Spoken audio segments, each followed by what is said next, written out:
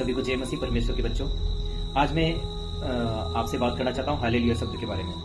ठीक है, जब हालेलुया इंडिया में इस शब्द का उपयोग किया जाता है, जो क्रिश्चियन लोग ज्यादातर करते हैं, तो बाकी जो धर्म के लोग और जो नहीं जानते क्रिश्चियनिटी को, जिन्होंने बाइबल को नहीं पढ़ा, वो लोग उस शब्द के विषय में तर्क करते हैं। वो बोलते हैं क्या होता है ये हालेलुया, हालेलुया क्या होता है, ये लोग करते रहते हैं।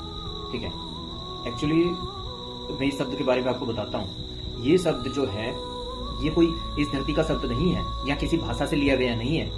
ठीक है, ये स्वर्गीय शब्द है। प्रकाशित वाक्य के 19 अध्याय में आप पढ़ोगे तो वहां पर लिखा हुआ है कि ये स्वर्ग में पहली बार बोला गया है, इस धरती पर नहीं।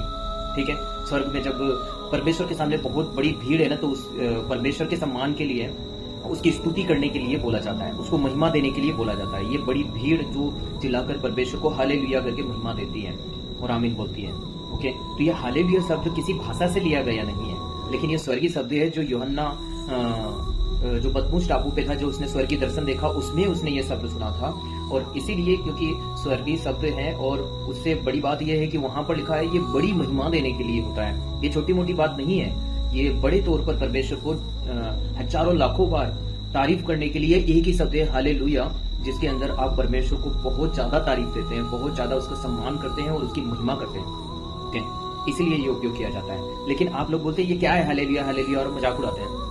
आप नहीं समझते हैं इसका मतलब, लेकिन ये बहुत ज्यादा पॉपुलर हो चुका है। अभी जब यूहन्ना ने सुना, उसके बाद में उसने सबको बताया कि स्वर्गीय शब्द है, तो स्वर्गीय शब्द को लोगों ने स्वीकार किया। इस शब्द ने लोगों के जीवन को बदल दिया।